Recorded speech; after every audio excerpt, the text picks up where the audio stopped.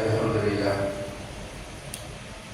الحمد لله الذي زكى النفوس وطهرها بالفرائض والواجبات وحفظ النفوس من الخبث والخبائث بتحريم المحرمات وترك السيئات وعمد القلوب بتحريم انتهايات الايمان بما انزل من الايات البينات وبما سن رسولنا صلى الله عليه وسلم.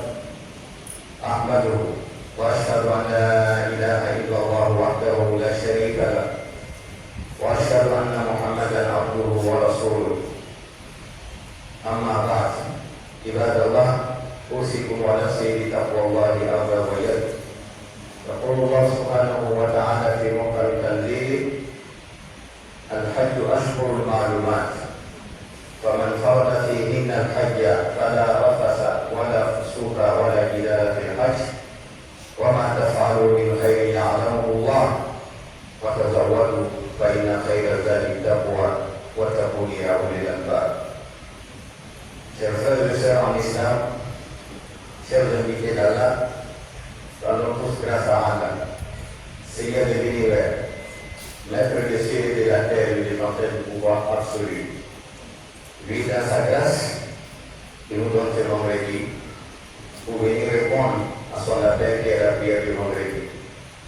Nous attestons qu'il n'y a aucune divinité digne d'être adorée en dehors de lui, et nous attestons même au nom de Mohammed sallallahu alayhi wa sallam est son noble serviteur et messager. Salut et paix sur lui, sur sa noble famille, sur ses valeureux compagnons, sur tous ceux qui vont suivre sa voie jusqu'au jour de la résurrection, face à Allah que nous soyons parmi ses suiveurs. Je vous exhorte ainsi que moi-même à la crainte révérentielle de Dieu. Craignons Allah à chaque instant et à tout moment. Vous êtes seul, il faut avoir peur d'Allah. Vous êtes avec quelqu'un, il faut avoir peur d'Allah. Pourquoi? Car le jour de la résurrection, vous allez répondre à vos actes. Dieu ne va rien ajouter et il va diminuer. Donc ce qu'on est en train de faire, ce qu'on a déjà fait, c'est la paix de Dieu est au rendez-vous. On va dire nos actions seront profitables pour nous. Ça va nous apporter le Jannat al-Firdaus, ça va nous apporter le Jannat al-Firdaus. Depuis quelques vendredis, nous avons lancé une série de sermons sur le 5e pilier de notre religion, à savoir le Hajj. Et nous retenons que nous sommes dans le 11e mois déjà du calendrier musulman, le Qa'ada. C'est le 18, 11e mois de 446 de l'Égypte. Et c'est la période du Hajj déjà. Car d'autres pèlerins sont déjà arrivés et il y a d'autres qui sont en cours. Et le vendredi passé, nous nous sommes entretenus sur quoi? C'était sur les piliers du Hajj. C'est-à-dire, à toi le pèlerin ou la pèlerine, les actions qu'on a citées le vendredi passé, ce sont des actions qui sont primordiales pour toi. Tu vas quitter ton pays pour soit Abidjan pour aller à la Mecque. Ce n'est pas pour autre chose, c'est pour aller respecter ces rites. C'est pour aller respecter ce qu'on a enseigné ici et ce qui a été déjà enseigné au cours des formations et ce qui sera enseigné toujours à travers les guides religieux. Et puis Allah subhanahu wa ta'ala facilitera pour chacun de vos pèlerins. Ce vendredi, nous allons marquer une pause.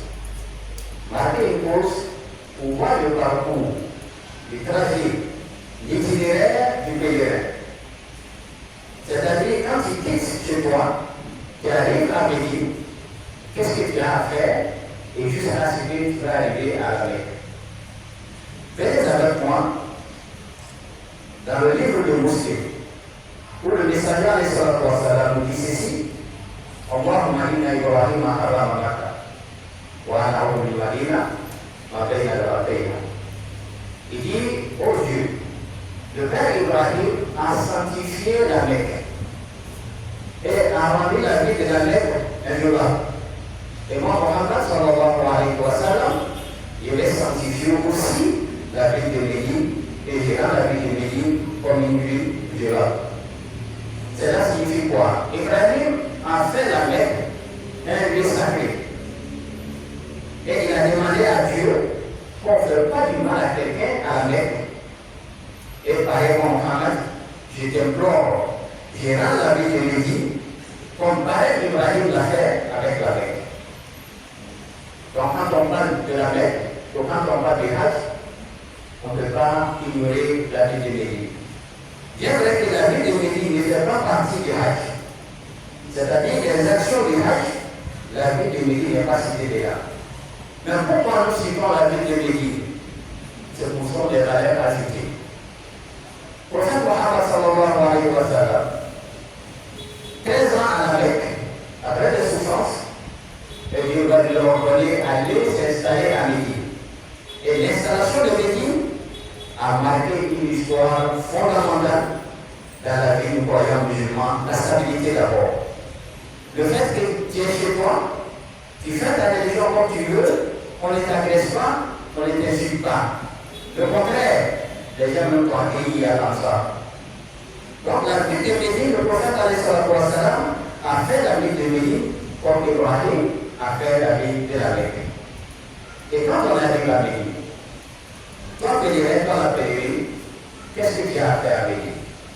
Ça c'est la première étape. La deuxième étape, qu'est-ce qui t'attend à la Mecque? Car on donne la bonne compréhension. Retenez quand on arrive à Médine, le prophète Mohammed sallallahu alayhi wa sallam, s'il a déjà sanctifié dans la ville de Médine une ville sacrée, si toi tu arrives dans cette ville où le messager alayhi wa sallam est enterré, c'est quel sentiment qui va t'arriver?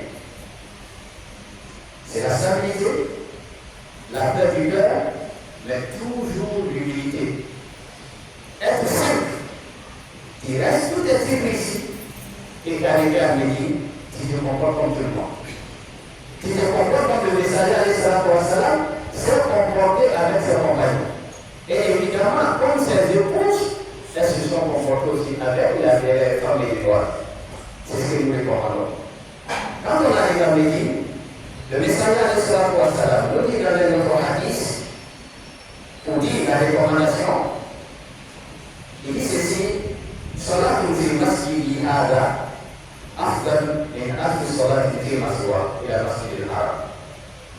Il dit si tu arrives à accomplir une prière dans sa mosquée, la mosquée de Médine est plus valable que 1000 prières dans une autre mosquée à l'exception de la mosquée de Kaaba, c'est-à-dire de la Mecque. Cela signifie quoi? Toi, la pèlerine, le pèlerin arrivé à Médine, il faut te retrouver du courage. Quelqu'un peut te dire, quand tu pries à l'hôtel, c'est bien, oui. Mais si tu n'as pas d'empêchement, arrange-toi à aller prier à la mosquée. Fais une fois aller prier à la mosquée. Ici, cette prière que le messager est en train de dire, une prière accomplie dans sa mosquée. La mosquée de Médine a plus de mérite, plus de 1000 fois qu'une autre mosquée. Une seule prière. Tant prière obligatoire comme une prière surrogatoire.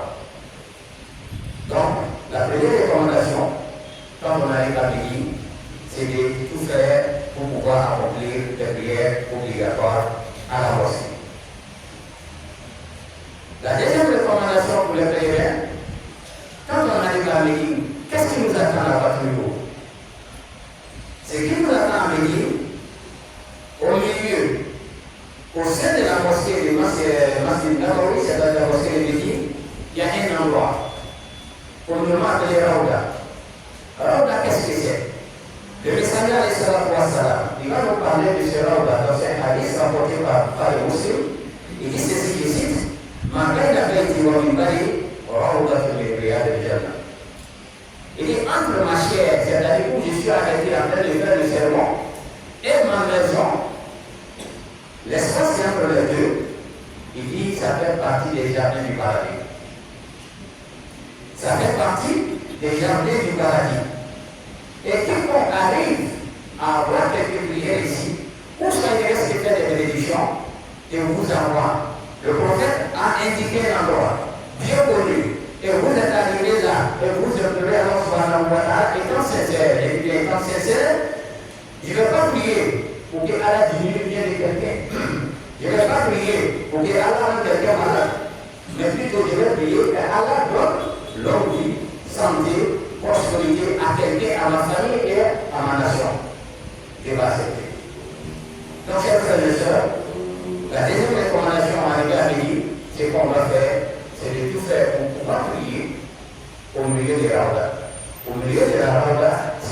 prophète Mohammed sallallahu alayhi wa sallam.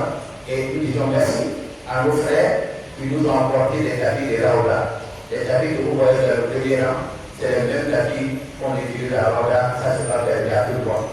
C'est là, mais si pas ici, c'est Raouda. Allah nous facilite cela, Inch'Allah. La troisième recommandation, une fois faire visiter Raouda, vous avez fait les prières, les doigts ou les restaurants dedans, qu'est-ce qu'on doit faire? Ziyara kitab Nabi sallallahu alayhi wa sallam. Vous devez aller visiter la tombe du prophète alayhi salatu wa sallam. Le prophète est passé là-bas, il y a Abu Bakr Siddiq et il y a Omar ibn Khattab. Quand on arrive, comment faire? Les guides religieux vont nous indiquer. Chers pèlerins, faisons attention. Nous partons pour aller pardonner nos péchés. Évidemment, on va accomplir un pilier de notre religion. Il ne faut pas aller chercher la couleur de Dieu. Chercher la couleur de Dieu signifie quoi? Toi, tu vas aller intercéder auprès du prophète alayhi salatu wa salam, de faire en ignorant Allah, pour dire que non, que ce prophète qui va régler ton problème. Le prophète n'a pas recommandé ça. Il dit Allahumma la tajal qabri wasanan yu'bad. Il dit oh Dieu, ne fais pas ma tombe un jour après ma mort que les gens vont adorer. Vous allez voir, les policiers vont vous chasser. Ce que tu as fait, tu lances le salam au prophète alayhi salatu wa salam, et à Omar, tu vas prier pour eux et tu continues. Juste après, vous allez vous diriger vers la Qibla. Faites vos bénédictions.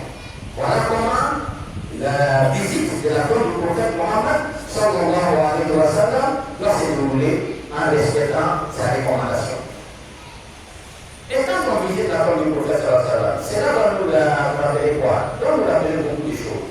On dit, tu vas brûler sur terre ton argent, ton titre, ton rang social, un jour tu vas partir. Un jour tu vas partir comme lui est parti. Mais qu'est-ce qu'il nous a laissé? Voilà cet enseignement. Mais quant à toi, qu'est-ce que tu vas laisser à la postérité? Qu'est-ce que tu laisseras? Ceux qui viendront après toi. On dit que celui-ci était méchant. Cette dame-là, vraiment, elle a tout bougé dans notre famille. Après le décès du papa, c'est elle qui a tout récupéré. Personne n'a profité de quelque chose. Donc les enseignements à tirer lors de cette visite, voilà ça. Si le prophète est couché, c'est que chacun de nous va se coucher aussi. Donc on prie pour le prophète, on fait le salam, et le prophète, quand on lui lâche le salam, et lui répond à notre salam, contrairement seulement nous n'attendons pas le retour du prophète, mais si tu le salues, il va répondre à ton salam. Donc ça c'est le troisième privilège pour le pèlerin. Quatrième privilège pour le pèlerin, il y a la mosquée de Kouba. La mosquée de Kouba, l'une des premières mosquées a été le prophète alayhi salatu wa salam à Médine. Le prophète alayhi salatu wa salam, il avait l'habitude d'aller visiter Masjid Kouba et il avait l'habitude aussi d'accomplir des prières surrogatoires. Mais qu'est-ce qu'il nous dit au sujet de Masjid Kouba? Nous parlons de ce qui se passe à Médine. On n'est pas encore arrivé à la Mecque. Le prophète Mohammed sallallahu alayhi wa sallam, le dit dans les hadiths, Ahmad wa Nasa'i, man tafahara fi baytihi wa ahsana tuhura summa ata masjid Quba la yuridu ila salata fi kana lahu ta'ali umrah. Il dit celui qui dans son hôtel où il habite, c'est bien vérifié, il vient à la mosquée, il n'a pas d'autre intention, il dit là il ne vient pas autre chose, il vient uniquement pour accomplir une prière qui dit et qui vaut les mérites d'une umrah. C'est-à-dire pour umrah, comme on dit chez nous, petit hajj. C'est-à-dire une prière dans la mosquée de Kouba qui donne les mérites d'une umrah. C'est-à-dire qu'il n'y a pas dit qu'il a fait la umrah d'abord, pas du tout, mais qui va avoir les mêmes mérites. Et cette prière aussi doit respecter les normes. Je viens à la mosquée de Kouba. Est-ce que c'est pour me figurer, pour me faire voir? C'est pourquoi il est là, il est la salat à faire. Fais attention. Si tu viens à la mosquée de Kouba, toi tu passes tout ton temps à défiler, comme on dit, balancer sur les réseaux sociaux, il faut éviter que l'ostentation traverse nos actes. Si l'ostentation rentre dans cette voie, il n'a plus besoin. Donc, Masjid Kouba est recommandé aux pèlerins. Faites un effort pour aller accomplir une espèce de rakat là-bas. Mais si on accomplit des rakat, et je reviens après, si vous revenez après encore, vous avez les mêmes mérites. Et ici, n'oubliez pas aussi après chaque prière de prier pour vous-même, prier pour vos parents proches, prier surtout celui qui a été la cause de ton départ au Hajj. Celui qui a été la cause. Et puis aussi pour tes frères et sœurs. Les gens vont te laisser les messages. Après mon nom là-bas, il faut citer dans le tout le monde. Tu es dans la mosquée, on ne va pas te chasser. Prends ton temps. Car nous devons avoir une congrégation. Et après Masjid Quba, vous allez visiter Jabal Oud. Jabal Oud, où la bataille de Oud s'est déroulée. Nous attendons l'histoire. Mais vous serez un témoin privilégié. Un témoin qui va voir ce qui se passe. Quand on parle de Jabal Oud, qu'est-ce qui s'est passé? C'est ici, oui, ça s'est passé. Donc, quant à moi, Dieu m'a donné ce privilège, Dieu m'a donné cet avantage. Je vois Jabal Oud aujourd'hui. Qu'est-ce qu'il y a à dire? Tu vas aller voir Jabal Oud. Et les guides vont vous indiquer, vont vous montrer qu'est-ce qui s'est passé. Et ensuite, quand il revient en Côte d'Ivoire, les mêmes petits qui viennent tomber dedans. Les mêmes trahisons qui viennent répandre. Mentir sur les gens qui viennent répandre.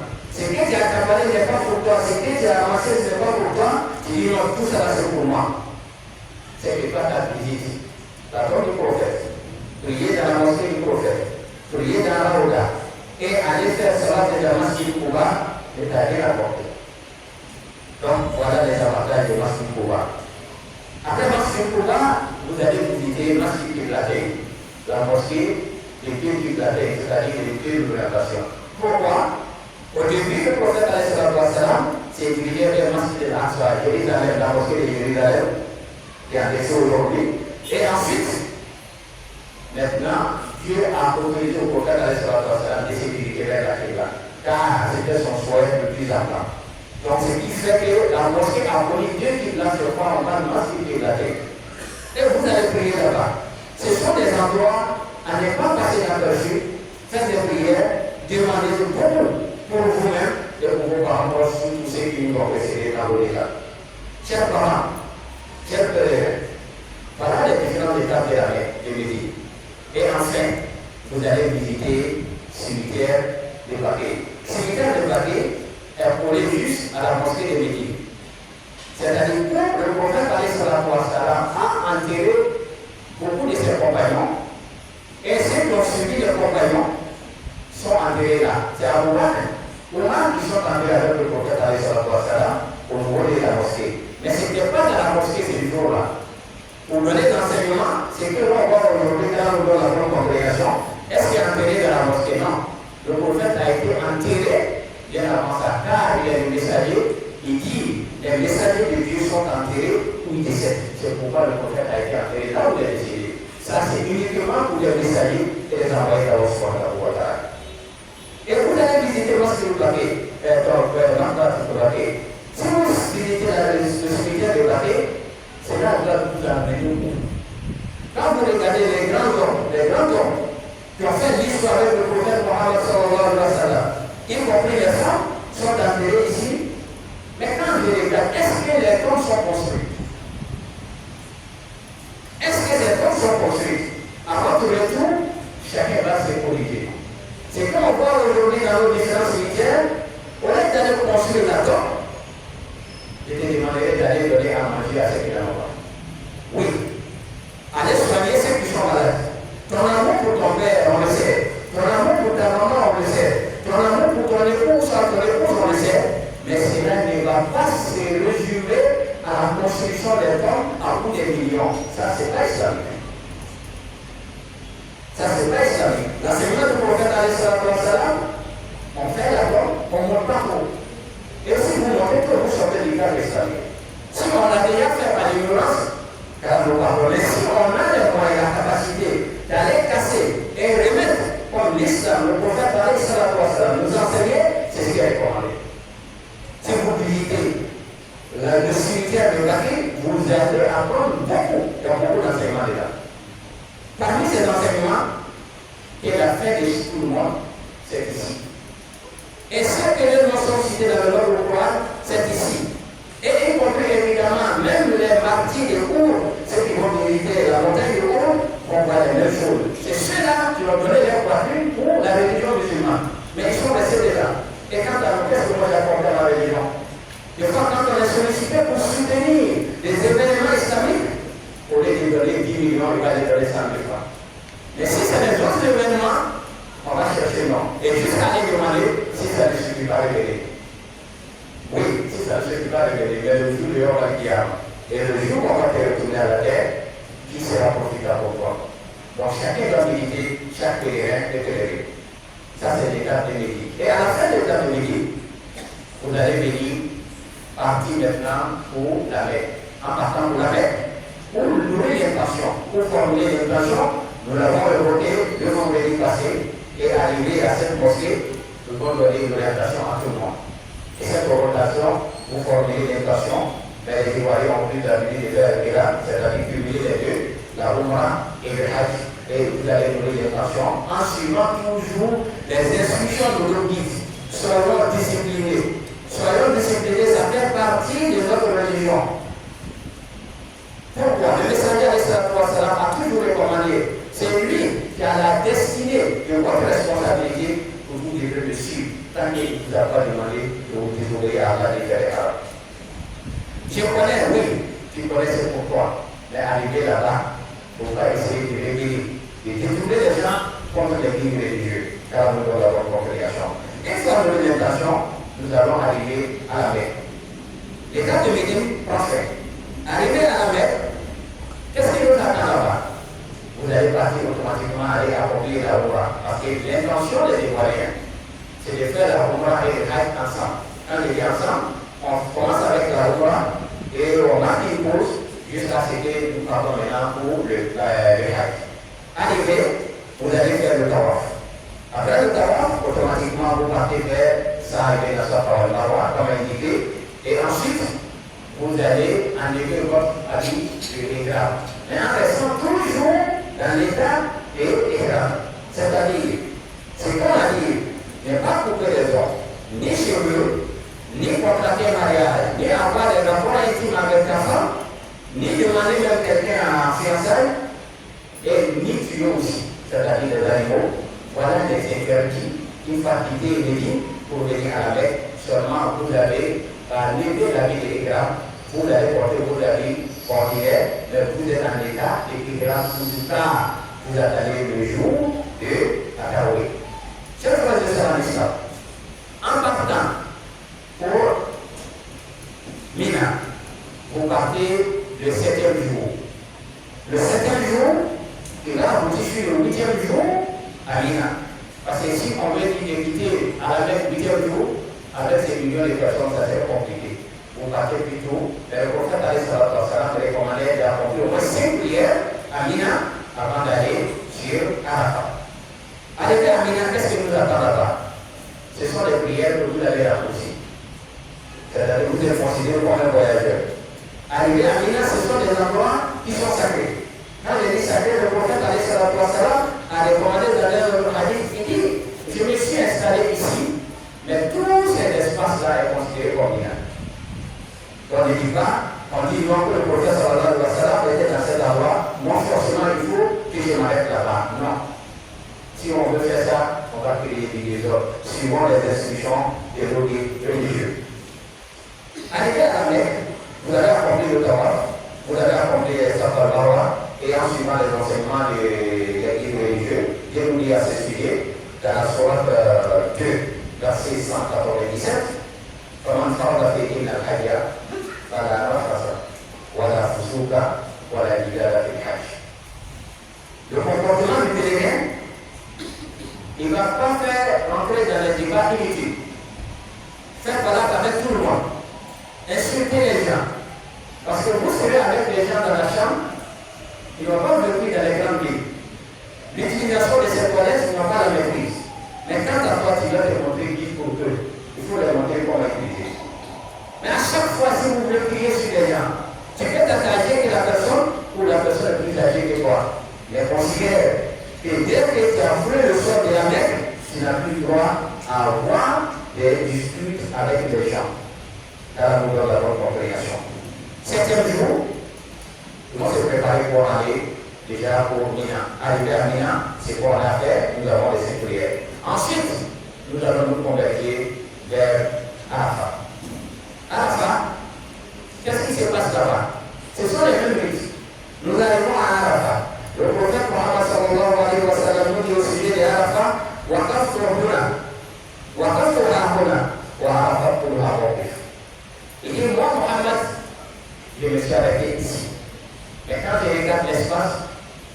désigné, il dit, de là à là ici, qui fait partie des Arafat. Il ne dit pas forcément quelqu'un qui va aller au pied de la montagne.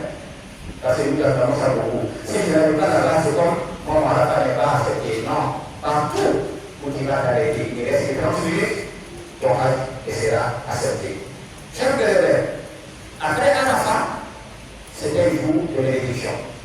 Pour toi, pour tes parents, pour tous les acteurs qui t'ont aidé à effectuer les hajj. Et surtout, c'est que même les qui ne connaissent pas, il faut prier pour ton pays. Surtout, il faut beaucoup prier pour la Côte d'Ivoire. La paix, la stabilité et surtout vivre ensemble la cohésion sociale. Et sans oublier aussi nos pays voisins, le Mali, le Burkina, le Niger, etc. sans oublier le Soudan, c'est-à-dire le monde musulman. Donc il faut prier pour toutes ces différentes nations. Après la fin, avant la tombée de nuit, vous allez revenir juste à Mousdalifa. Ça c'est le 9e jour. Arrivé à Mousdalifa, qu'est-ce qui se passe là-bas? Ce sont les mêmes rites. Nous venons sur la place du prophète alayhi salatu wa salam. C'est à Mousdalifa, on va accomplir la prière de Maghrib et Isha ensemble. Mais la prière de 13h, 16h ont été accomplies à Arafat, mais en avançant les deux prières.